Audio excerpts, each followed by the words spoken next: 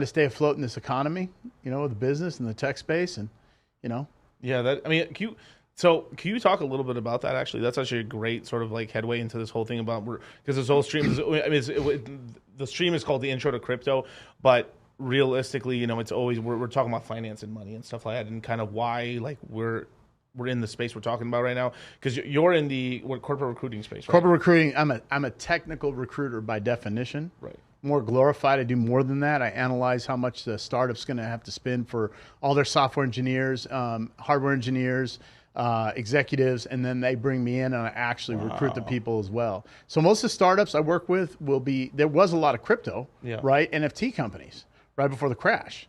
And so now it's like, I need a button. Dun dun dun dun. Exactly.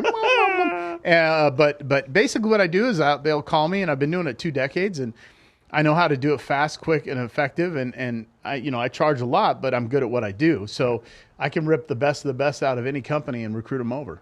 It seems to me you're like a tactician slash, like a tactician diplomat slash, like, I don't know, like general basically, we call it jack of all trades, master of none, right? Because I'm a technical recruiter, but that's like, hey, Davrick, we need an intellectual properties attorney for this startup. Can you go find a guy? It's like, yeah.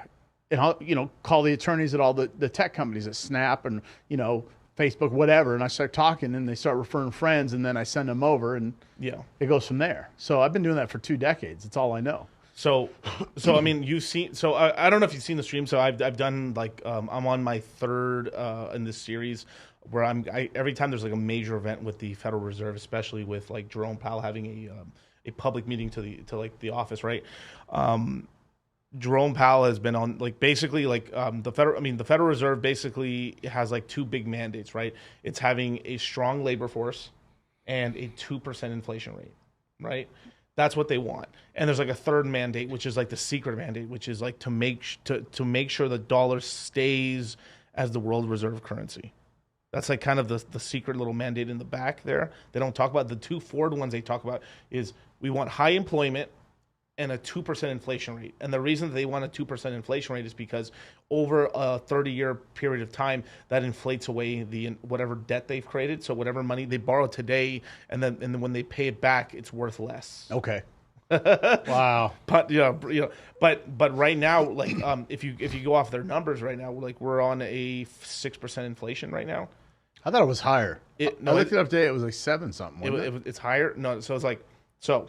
Maybe that was mortgages. That may have been mortgages and stuff like that. But like if you look CPI and stuff like that, which is like the consumer price index and stuff. But that's not the only thing they look at. But let's just say like that's the main number. That's like the easy number, right? 6-7% inflation. But we know for sure that it's twice at least.